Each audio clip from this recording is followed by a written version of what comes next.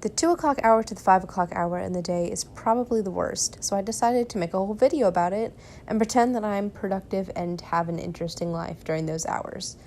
It motivated me, and I'm excited to see how this week will go. Oh my gosh.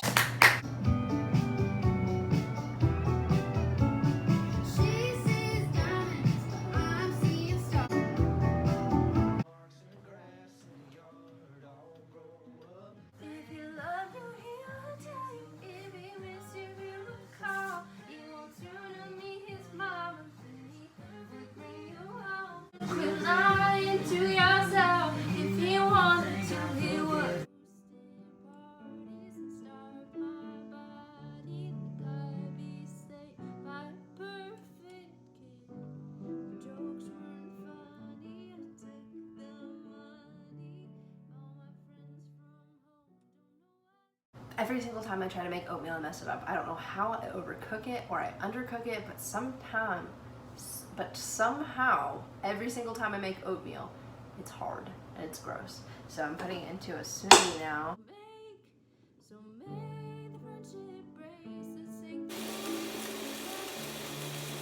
I did neglect to film the interesting part of my day, which was going on a little trip to a local boutique in which I saw my friend. I took off my shoes to try on clothes and I left it in the dressing room, and since there was no one else in the store, I just ran around without shoes on, and then my boyfriend proceeded to hide them in the shoe rack, and I started panicking a little bit about where my shoes went. I was like, I can't.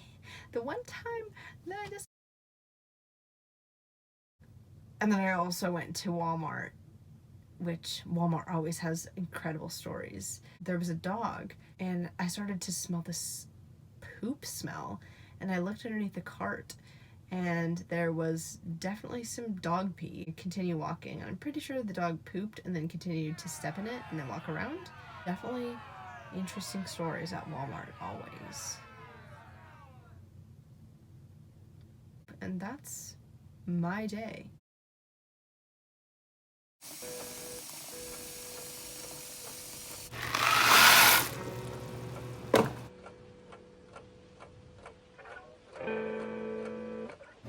How do they know I'm eating mac and cheese? How do they know I just changed my oil? There's the fit of the day.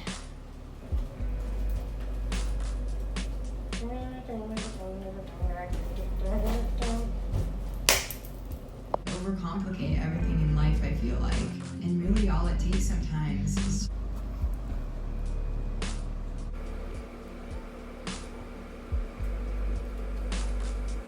As I reflect on my morning with kids today, I think about how something that makes me the most impressed with the children I'm working with is their maturity, and the way that maturity is usually shown, theme throughout all the kids, is attention spans actually. So whenever they can make eye contact, hold eye contact, and go along with my jokes, understand my silliness, and answering questions and remembering things is also a sign of maturity. So today I'm going to take some of that and I'm going to do a Bible study.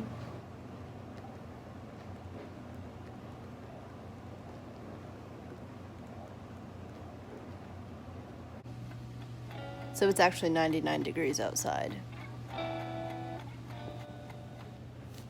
I'm journaling, you can't see that, but planning a little game night with my friends. We're gonna see how many people make it, and then I'm gonna start doing this kind of journal.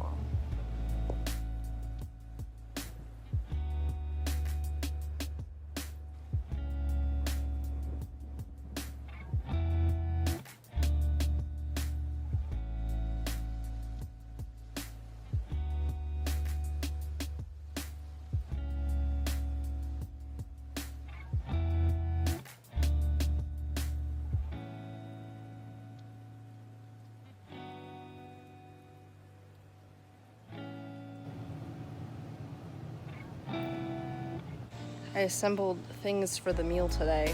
I didn't actually make anything, and I refused to touch the meat, but I assembled the vegetables.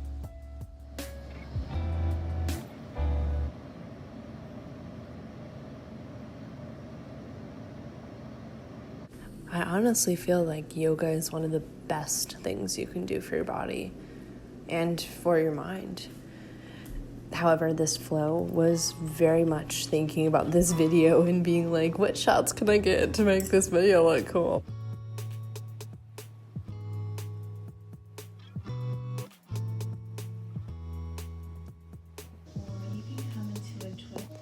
Yoga's a really good time to see stretch marks all over your body.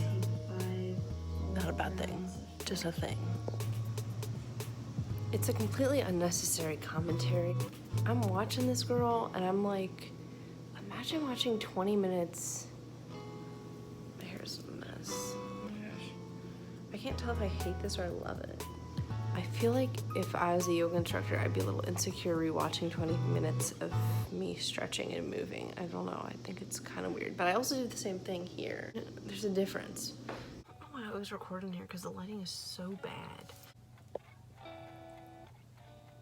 Washing machine? Why is it called the washing machine? If it washes clothes, it should be called the clothes washer. But aside from that, I have started a really terrible habit of using the YouTube TikTok, which is shorts, and spending unnecessarily long amounts of time on 10-second clips of people and things I don't need to be seeing. I don't need to know what your morning routine is. But something I'm gonna consider for next week is getting a book to read that I'm like actually excited about, other than the 4 that's been sitting on my bookshelf. So like I actually read it, because then I might not be spending so much time on YouTube and like instant gratification, and actually work towards like a bigger goal of like enriching my life through reading words and becoming literate. It's day 2, it's Tuesday. Pretty decent day. I spent a little too much time on YouTube, but we can always do better tomorrow, and I will, because I'll be doing things.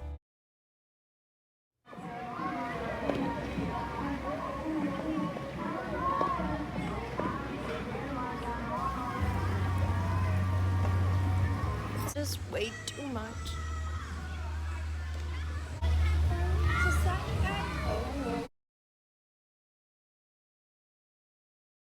Just asking you for it, you don't have to buy it. It's totally fine. But if you pick up, will you use it? Thank you. I mean, I might, but I don't know. But use like. So we just got home from being at the mall, and we got stopped by a stem cell beauty serum vendor. And I guess since we live in the United States, it's a lot easier to be like, that's annoying and inconvenient, because I know in other countries it's very common just to have street vendors.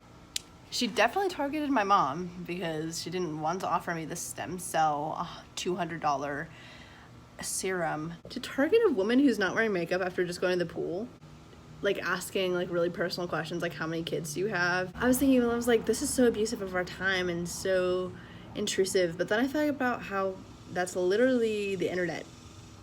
Like, we have to watch 2 advertisements before we watch a video, and there's constantly YouTubers who are like, you need this product so you can look like this, or like, this is my morning routine. And even if it's with good intentions, being like, this is how I look, people were asking me what I use, like the consumerism and the absolute like monopolization of our insecurities that don't even need to be insecurities. Like, duh, you're gonna age and get wrinkles. I might be like, oh, I'm gonna buy a product or 2, but like, it's just a part of growing up, growing old, is that your skin isn't going to look like you were freshly out of the womb. I still conform to these standards because I brush my hair,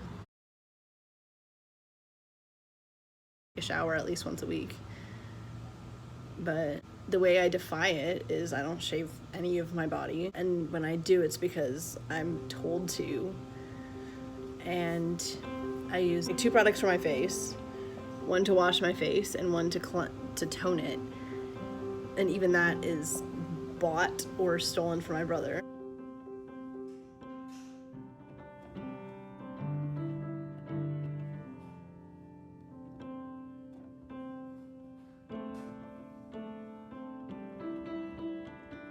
Rather, it should be that of your inner self, the unfading beauty of a gentle and quiet spirit, which is of great worth in God's sight. I don't understand it. I don't understand the beauty industry. I do it out of creativity, and I think that if I didn't live in the US, I'd be shocked by how many people do this on a day-to-day basis. and make a living off of street vendors. So that's my take. Oh, she's glittery. Mm-hmm. And dead. Yeah. So dead. Do, do, do, do, do, do, do, do, do.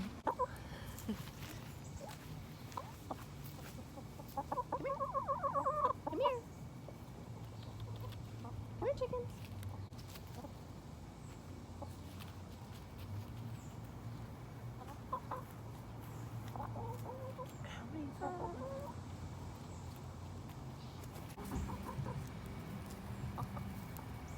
Do you not want to eat?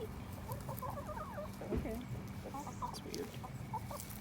Is love your neighbor such a big thing? Because every single neighbor I've ever had has either done something really awful or have just been completely unfriendly. You know, love your neighbor as yourself. Because I know everyone's living their own life in the city, and it's like, there's not common ground. It's just kind of you get home, go to sleep, go inside your house. But, you know, like, if our house burned down, God forbid that would happen, I mean, maybe we'd rely on them. But I don't know the numbers or names of anyone around us, so it's just really weird. You're on your own, kid. You always have been.